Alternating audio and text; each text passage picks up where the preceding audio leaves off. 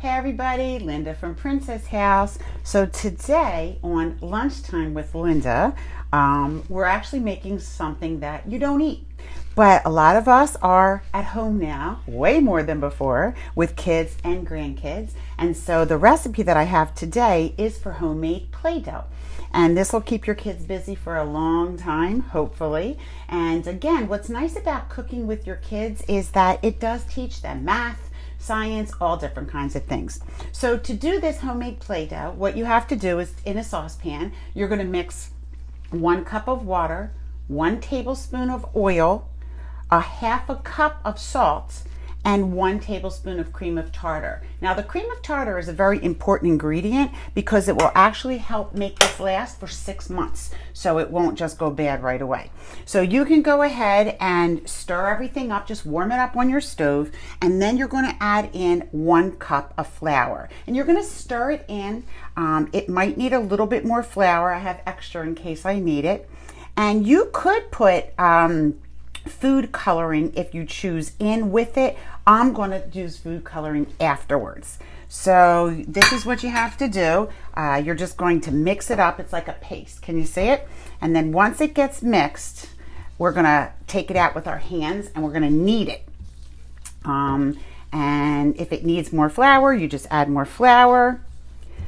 This is really an easy recipe, and your kids will get a kick out of this. I think I should have made a double batch because I definitely could use some more. All right, so it looks like it's pretty good. You can see the consistency, right? It looks like a dough. So now I'm just going to take it out, and now we're going to just knead it a little bit. Let me stick this over here. All right, so we're just going to knead it, and then what we're going to do, oh, it's a little bit warm.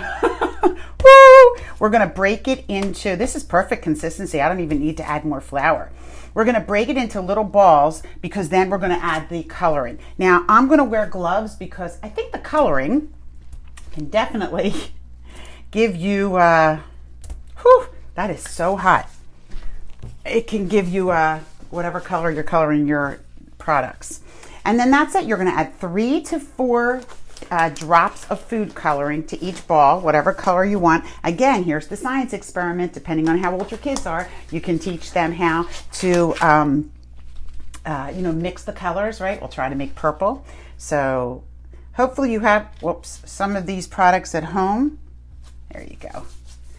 And that's it. So you can store this in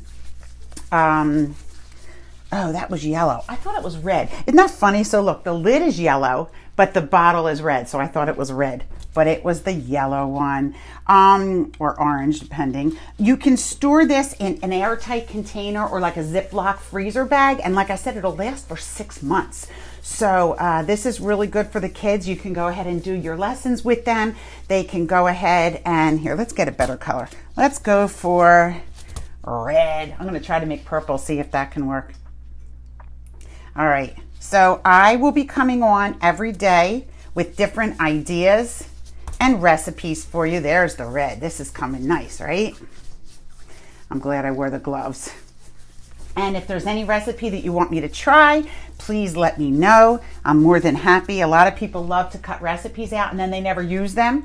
So let me do your dirty work for you and go ahead and use, I'll try your recipes for you, all right? So I put some pictures up. It needs to be a little bit more squished. Lindabradley at myprincesshouse.com. Thank you as always for watching. Please be safe and wash your hands. All right, see you next time. Let's see if